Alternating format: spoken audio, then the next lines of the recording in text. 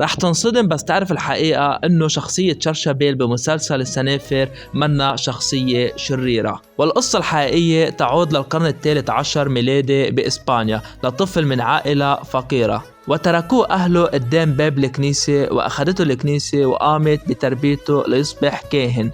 وكبر شرشبيل وأصبح كاهن وأراد القضاء على كل أنواع الشر بالعالم.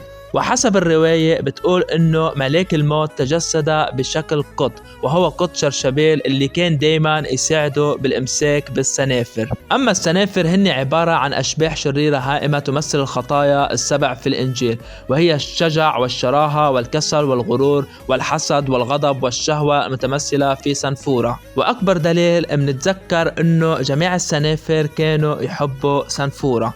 وبابا سنفور وقبعته الحمراء كانت تمثل الشيطان الذي يثير غرائز البشر وخطاياهم بهذه الخطايا السبع، وبقبعته الحمراء التي تدل على الجحيم.